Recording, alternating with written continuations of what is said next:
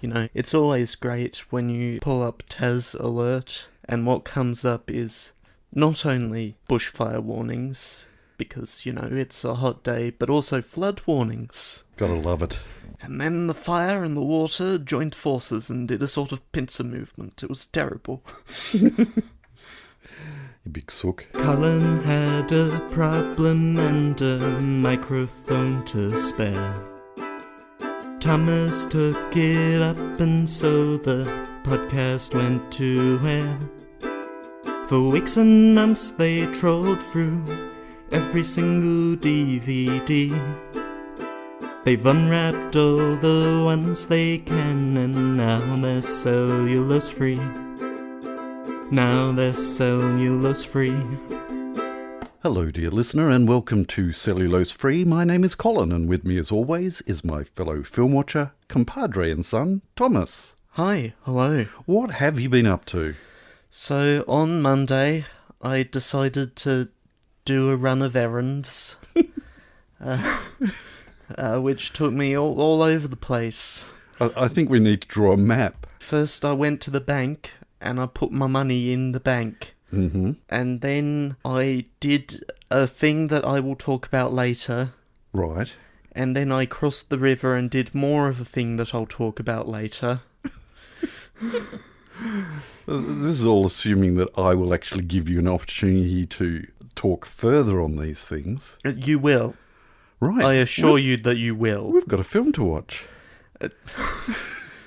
And then I went to Area 52 and I picked up a couple of board/card games-ish. And you've played them a lot? I have played them a little. Right. Last night when it was somewhat cooler. So there is the opportunity with these games for solo play, is there? No. I roped in my younger but not quite as young siblings Okay. in to play a game of Skull. Right. Which is a game played On the top of your head. traditionally with, like, beer mats and coasters. Oh, skull, as in Yes. skull. No, as in an actual skull. Oh, The game is also known as Skull and Roses, and it's sort of a bluffing and bidding type game. Right. Okay. In which you does it use dice? No. Right. No, it just uses coasters and beer mats. And you paid money for this? I did, for fancy. Oh. Fancy, like, good art Okay. and stuff. Right. This is good. It's my money, and I'll do what I want. You are old enough now to wander into a pub and steal their coasters. Yeah. And their beer mats. And then get arrested. Although most of the coasters are like cardboard and... Yeah.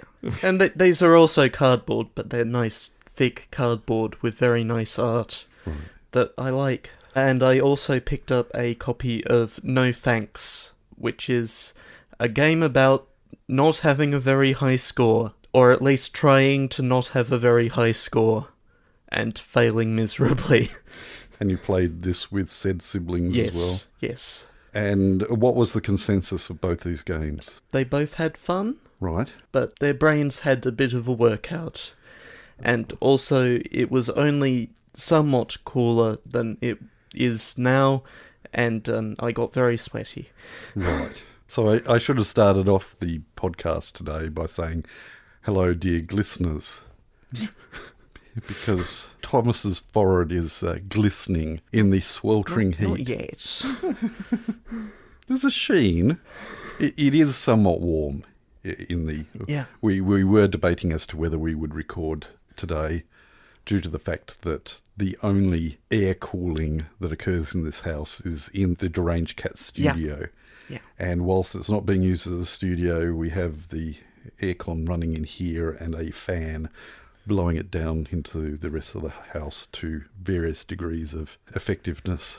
It's not great for recording quality. No, so we are sacrificing right now. I hope you appreciate the fact that we are melting in our seats as we speak, just for you, dear listener. And then I crossed back over the river. Mm. And You swam. and formulated some consumer advice. Formulated some consumer advice. Because I went out to Barilla Putt and Play, somewhere between Cambridge and Richmond, because I wanted to see if it holds up, and it does not. It does not, dear listener. It's not good. Your childhood memories were shattered. Yes. It has been a few years since I last went, and then a few years before that was its heyday. Now, there is something that you should consider also, in that your childhood memories also involved playing against siblings, whereas you went solo. Unless there was a queue of people all waiting there and you had your selection of people that you could play against. No, I went solo, and I don't think it would have made a difference. The course used to have some water features that you would occasionally have to fish your ball out of. It does not have those now. It just has the pebbles at the bottom of what were once water features. The signs are fading and or peeling, and some of them just aren't there anymore. The tumbleweeds occasionally get in the way of your line of...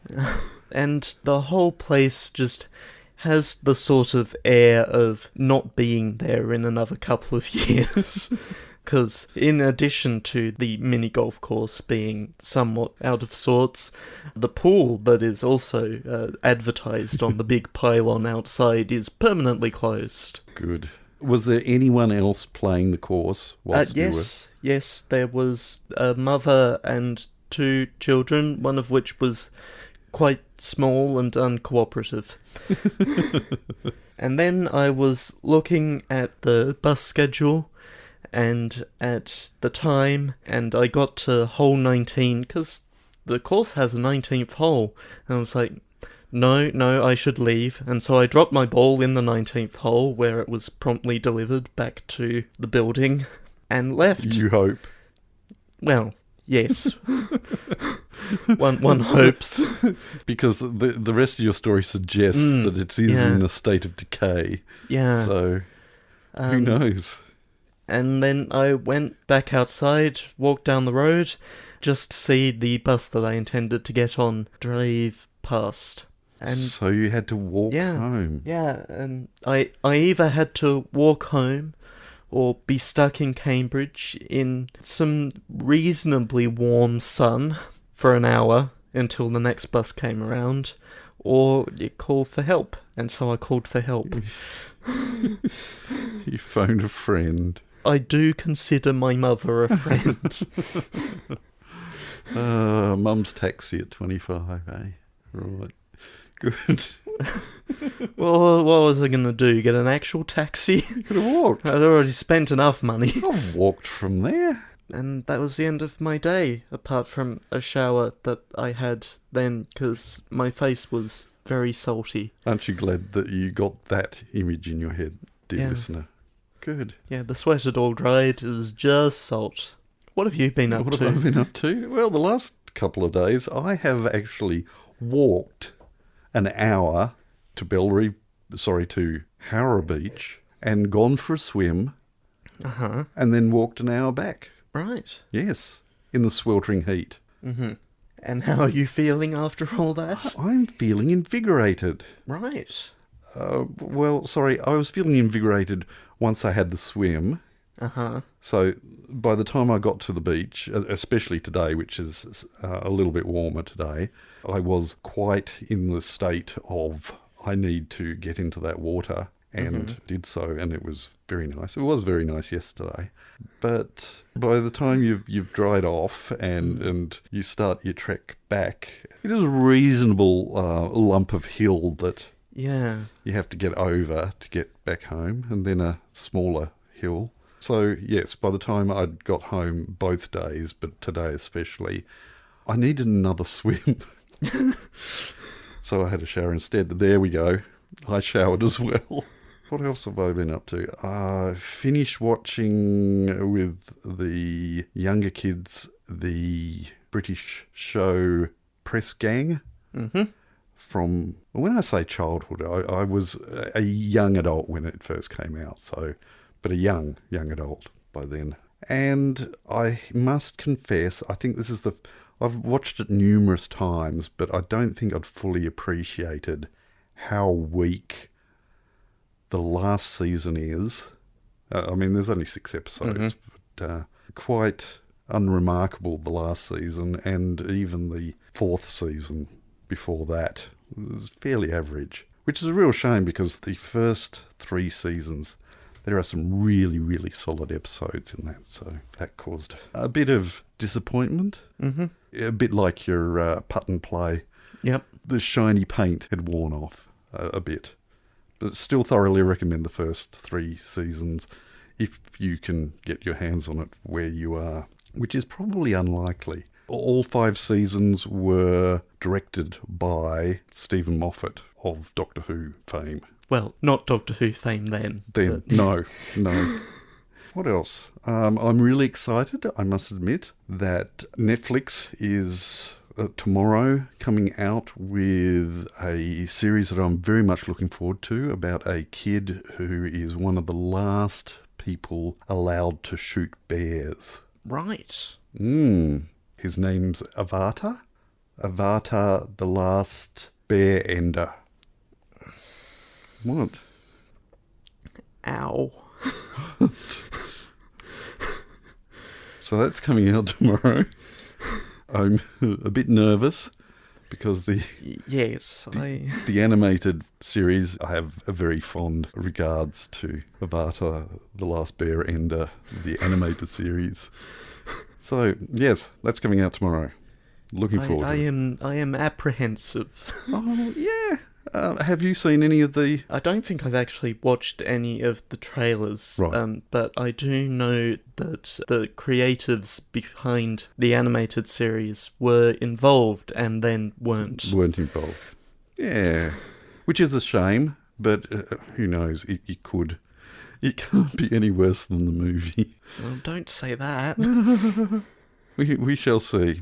No doubt it'll come up next week, if it's not stinking hot next week and we decide not to record. Speaking of which, it is getting quite warm here, so we might watch a movie with the air conditioner on.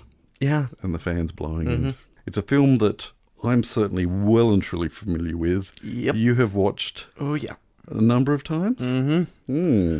I don't even know why it was on my list. And I'm having regrets now because it's the type of movie that, I don't know how critical we are about films in this podcast, but when we suddenly are in a position where we have to consider a film critically, it might be another case of the paint has worn off.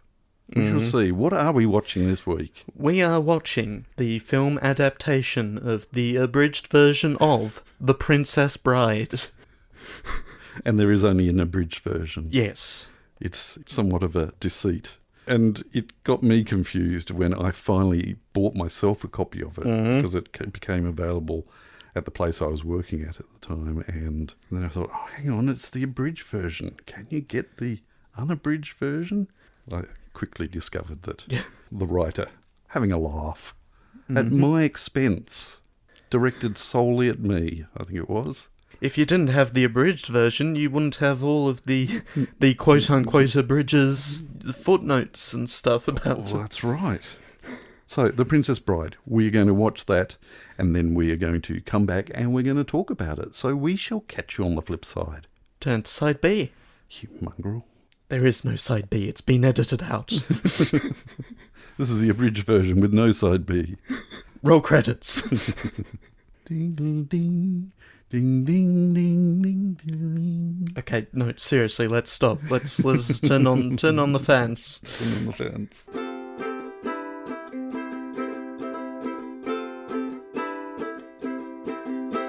Well, given that you were expressing doubts before we started watching the film, what do you think? Yeah, it's a bit naff, really. Okay, I lied. I love that film. It's a good film. It really is a solidly good film.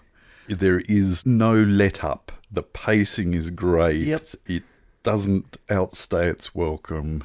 It is tight and beautifully shot, and its heart is in the right place. Yep. We ended up with all except the second eldest in the room, and it wasn't because we left the aircon on whilst we watched the film.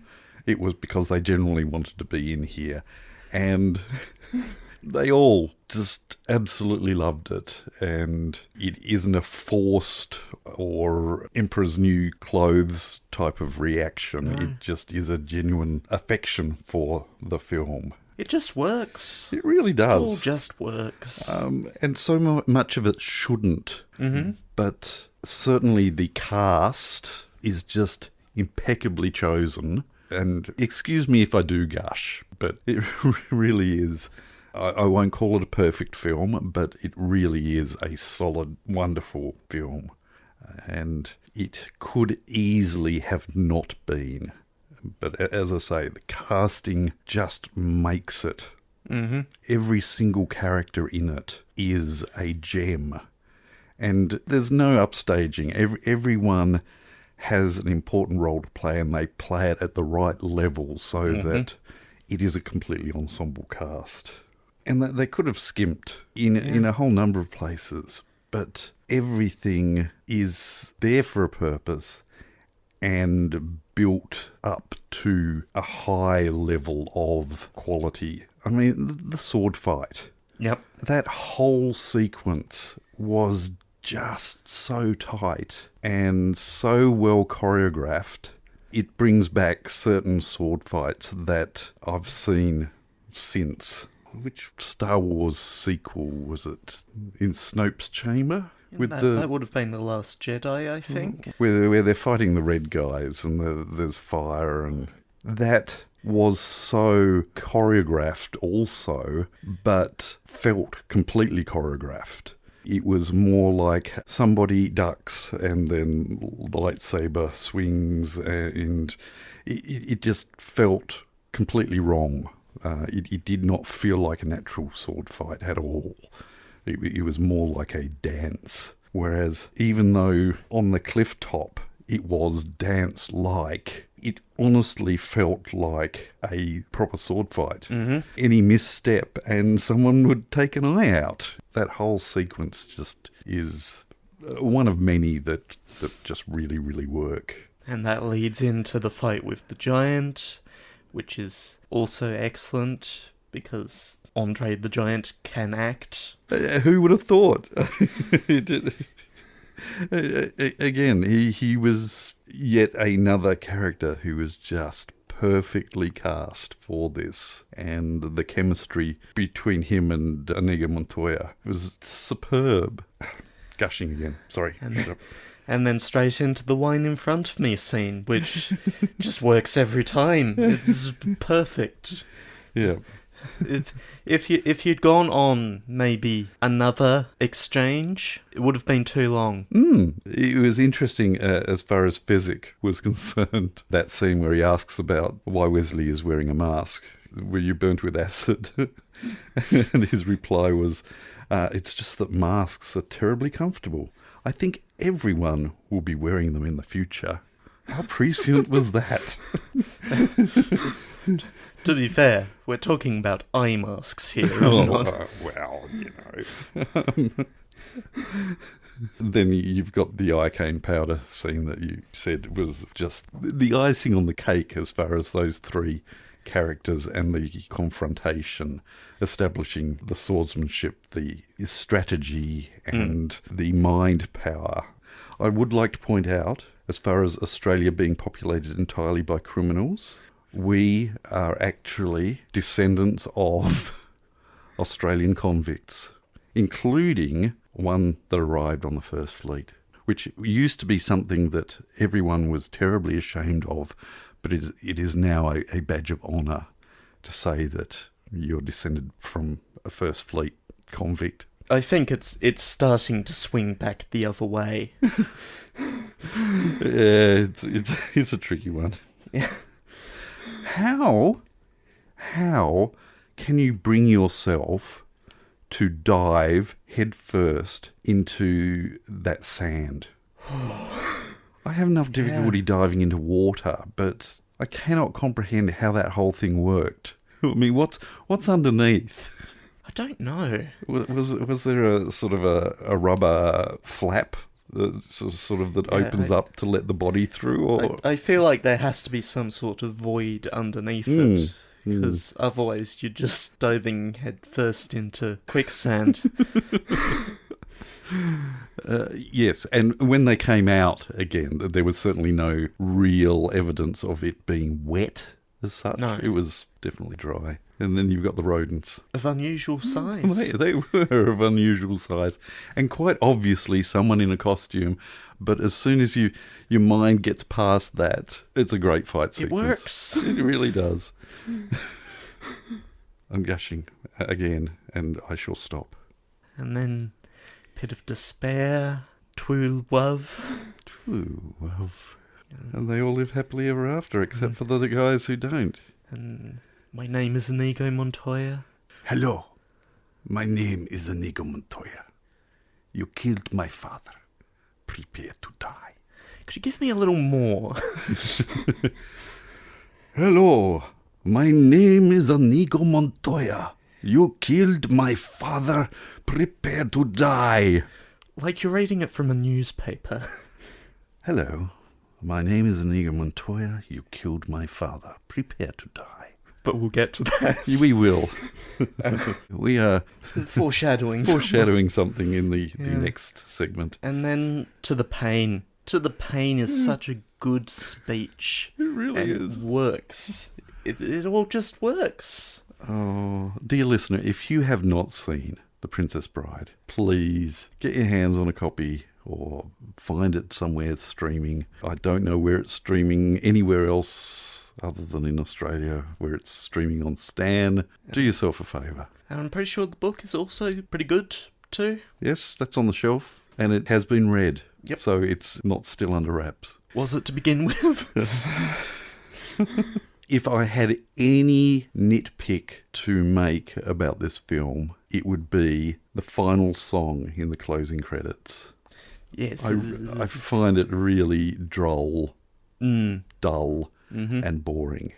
And I cannot blame Mark Knopfler, who did the rest of the soundtrack for it, which works incredibly well. No, he did not write or sing the final song. So, sorry to Willie DeVille, Storybook Love. It's really a tepid piece of dross. Is that harsh? No, this is a fairly middling song. It really is. The lyrics are just... Great. Yeah, Yep, I can see how this relates to the events of the film, and that's about and that's it. Yeah, this is what the film's about. Okay, I think I can write something about that. Yeah, got it. Do you have anything else you want to... No. No. Great film. Yeah. All right then. We shall move on. The following segment has no title. Thank you. And now I need to work out what order I'm reading this in. Indeed you do, because it jumps all over the place. Yeah, it does. Let's start on Twitter, and we will start with Angel, Hi, Angel. who says, Gigas! Kudos to Entos Ferratu for being the only one to get the file name guess right. Yes, I must confess that I've been looking ahead, and we will get to the guesses for last week's, and the big question will be whether the no vowels, or lots of vowels, or some vowels, Or a number. or a number, indeed. And for some reason, Angel continues, I had a dream this podcast released 4 episodes at the same time, and all of them were about the latest Mario movie. That's no dream, that's a nightmare. Sticking with Twitter, M Hi, Em. says that today, referring to February the 17th, last week, That seems so long ago. is a special day for the Hi Hello Productions community. Because it was our 5-year anniversary. That's even longer ago. Specifically, the 5-year anniversary of the teaser trailer for Still Under Wraps, produced for a road competition. Yes. I can't remember how long it was between us actually recording the podcast and that teaser trailer coming out. I don't have that information here. No, I'm sure there's a way of finding out. But, yeah, I'm sure there is. But happy 5-year anniversary. Admittedly, there's a 1-year hiatus, but I think that is possibly a little less drastic than Doctor Who celebrating 60 years. Yeah. A large number of which they were not making Doctor Who. So, sorry, a significant amount of years that they weren't making Doctor Who. Show more episodes. Show me more episodes. More episodes. Show me more. Give me more. More. And then we started about a week and a half later. I didn't think it was too long. I think it was very much a case of if it didn't happen immediately after, it would never have happened. No. The entire aim of the competition was produce a 2-minute trailer for a podcast that you might make, and then post it to Anchor. In that respect, we should be very proud of actually going ahead with it, because I know that some of the ones that won big prizes didn't actually end up making a podcast. No. Some of which actually sounded really appealing to me, and so I started following them on my podcast player, and yeah, not a single episode occurred other than their teaser trailer. So, good on us. Good upon us. We did it. Here's for another 5 years. Yeah. Meanwhile, on YouTube, Dunkel. Hi, Dunkel. Says, okay, I might try and join you next week. Do let us know if you did. Yes. We will not know otherwise. No. That being said, I did find out something interesting as far as other listeners to our podcast, one of which I was completely unaware of, that suddenly revealed themselves. One of my children listens to the podcast and revealed that fact during the watching. Apparently they've only started doing it since we've come back. Yeah. Whether they go back to listen to previous episodes, who can say? But I was a bit shocked and stunned and kind of chuffed. So there we go. Yeah. Dunkel continues, interesting that I wasn't the first person to like this video this time. Okay, good. For whatever that's worth. And then we move over to Discord. Hi, Discord. Where E of Pi says... Hello, E of Pi. Happy birthday. And then we'll get back to them. Indeed. Entuosferatu. Hi, Entuosferatu. Says, hooray!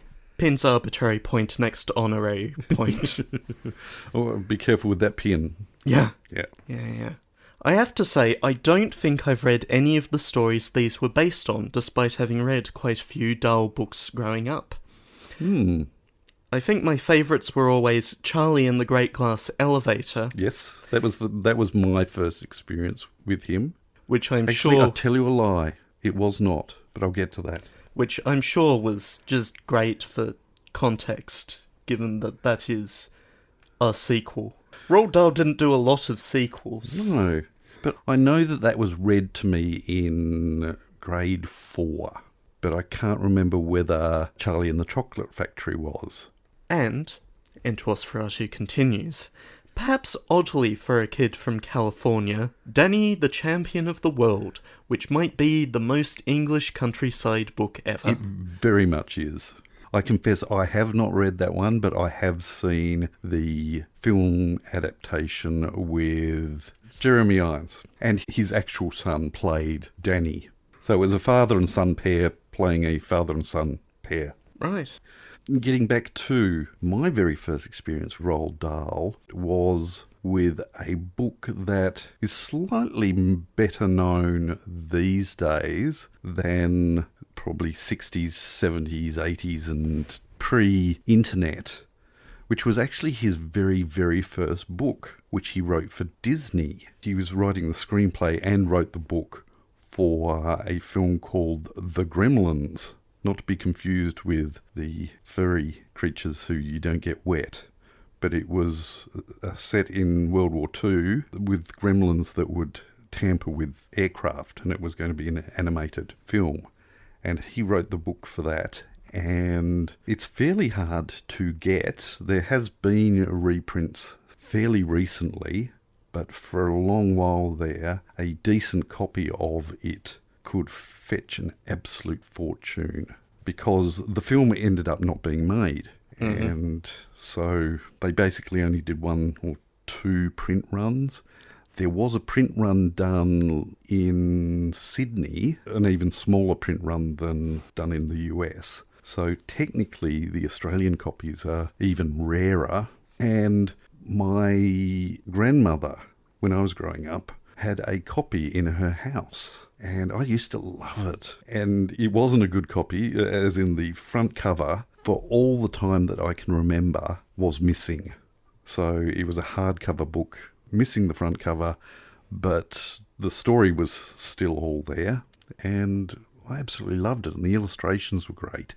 It was only after my grandmother passed away and they were clearing out the house, I went under the house to check what was left under. I was in my early 20s by that time, and there were a couple of boxes up in the back on an old bed frame, and I was sort of looking through the boxes, and there inside that box was the front cover. So I do have in my possession the front cover and the rest of the book stuck in a plastic bag, as well as I ordered a copy of the reprint that came out about 10 years ago.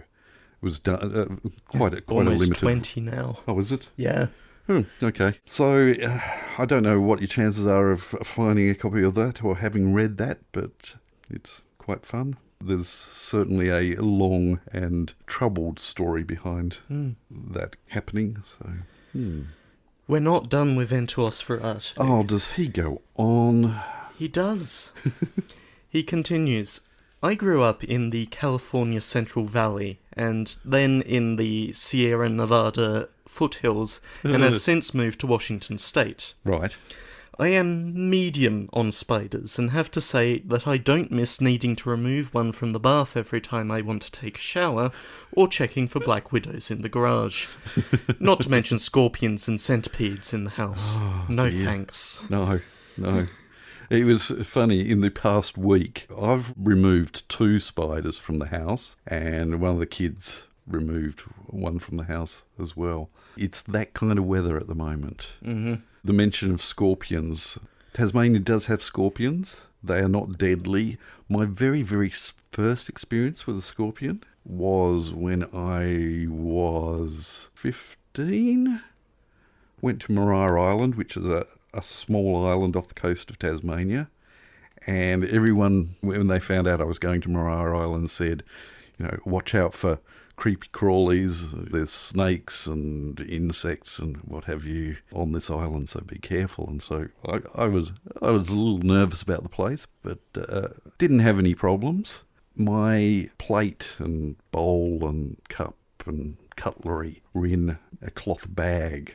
When I got back from Maria Island, I was taking everything out of my backpack and dipping my hand in and pulling everything out, and opened up my dilly bag to give my plate and bowl and cup a decent wash after this event. And I was putting my hand in, pulling things out, putting my hand in, pulling things out. And I opened it up to make sure there wasn't anything else left in there. And there's this scorpion with its tail up, ready to... Yeah, so... Didn't have the creepy crawlies on the island itself, but brought one home. Great. Yeah. And that was the first time I had ever seen a live scorpion before.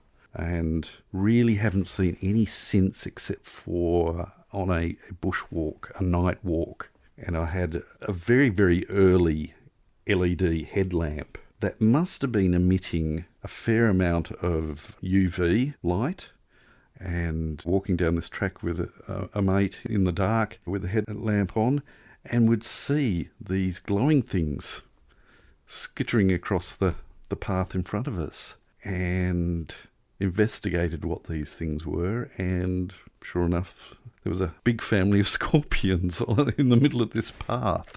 One of the features of scorpions is that they reflect UV light in visible spectrum. They basically glow when they're exposed to UV light. Haven't seen any since. Too experienced with scorpions. But as I say, if you get bitten by one, they'll make you uncomfortable, but they're not deadly here. Finally, from Nosferatu, before we get to guesses, some context. Dropout is the streaming service created by the people behind the site formerly known as College Humor. Oh, okay. I wasn't aware of that. Yeah. So College Humor does not exist anymore? It does not exist anymore. It went through some occurrences. And the pandemic largely killed it dead, to the extent that Sam Reich, who was one of the leads on it, was able to just buy it up from IAC for very little. In fact, no actual money, but IAC retained some stake. Right. In the company. Dropout started out doing some scripted stuff and didn't really pan out.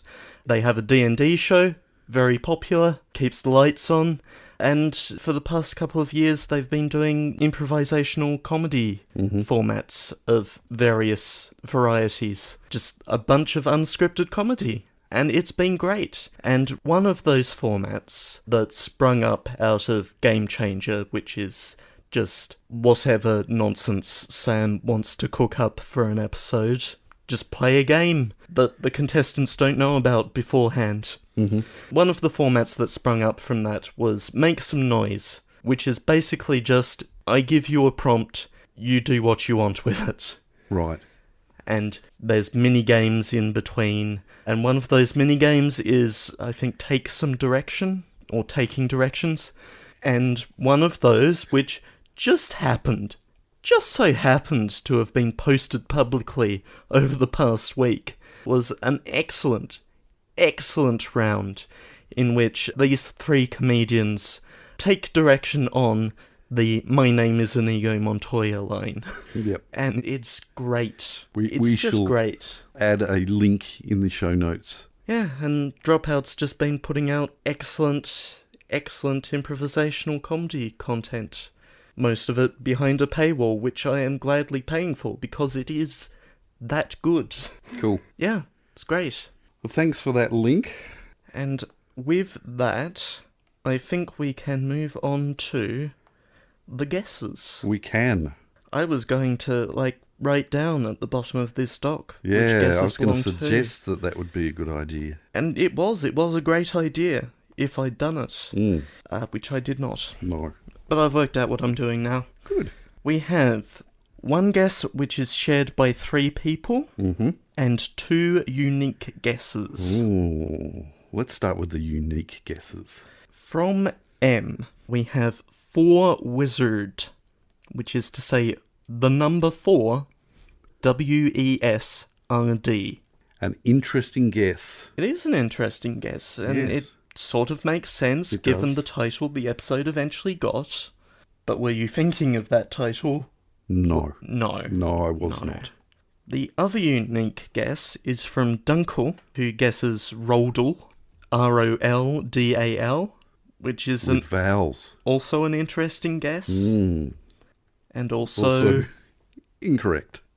the guess shared by Angel, E of Pi, and Nosferatu is Roldul, RLDDHL. Is that correct? That is correct. It is indeed. Well done.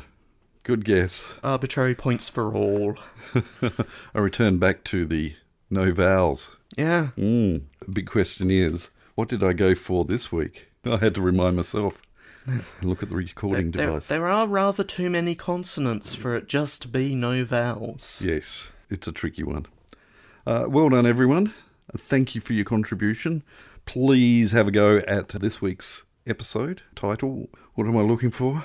I'm hot. Feed the engagement minds. Yes, have a go. I am also slowly overheating over here. Which is a shame, because I sort of have to explain myself in the next segment. Pick a film for next week so we can go to bed. It's your turn. Yes, it is. Okay, so one of the errands that I was out doing on Monday was that I had ordered some films from JB Hi-Fi Click and Collect. And because of stock, which is complicated, Yes. I needed to click and collect both from this side of the river and the other side of the river. Right. And what I realised recently as I was looking over the films I'd selected, which will be my next 3 films on this podcast, Okay. they sort of all have this vague theme of the flexibility of truth. Right. And it's a very vague theme. I'll be clear here. Yeah. Well, It's very vague. I don't know from that hint. I can guess one title, let alone 3. Mm-hmm. So, What I'm going to start with is a film from 1992.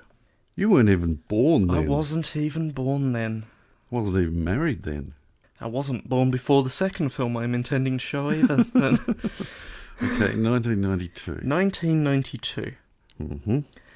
It is based on a play by Aaron Sorkin. Right. Are we getting somewhere? Is it political? Is there an Aaron Sorkin film that isn't? Well, that's true. It does not narrow things down much at all, really. No. All right. No. It's a legal drama. Right. It stars Tom Cruise. Oh, I don't know whether I can handle the truth. Oh, you don't think you can handle No. the truth? Well, I do. I might need a few good men to help me. Yeah, I do have some good news. That the long-term forecast, it's looking like next week will be better. Right. Good. Are we watching A Few Good Men? We are watching A Few Good Men, Wow. which we didn't have on the shelf and wasn't on any streaming services. Well, I will admit that I have not seen it and was not aware that it was an Alan Sorkin film. It has really only stayed on my radar because of certain iconic lines. Mm-hmm. My slight aversion to both Tom Cruise and Nicholson. It also has Demi Moore and Kevin Bacon and Kevin Pollak and J.T. Walsh and Cuba Gooding Jr. and Kiefer Sutherland. It is an absolute who's who of 1990s. Yes. Anyway, And right. it wasn't on the shelf, No, but and it now, will be. Right.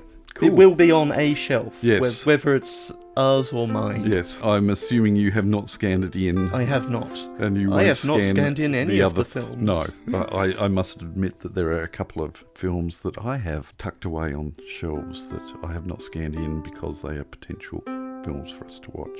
Well, the cat's moaning. All right, we need to wrap up. Yeah. We hope that you can join us when we watch A Few Good Men next week. But until then, we'll catch you next time. Bye. You have been listening to Cellulose Free. Your hosts were Colin, who produces and edits the show, and Thomas, who makes the artwork and music. Cellulose Free is recorded in the Deranged Cat Studios in scenic Tasmania, Australia. We keep track of our extensive physical media collection through My Movies, which we highly recommend. You can find links to that, as well as other places you can find us in the show notes. Cellulose Free is a Hi Hello production.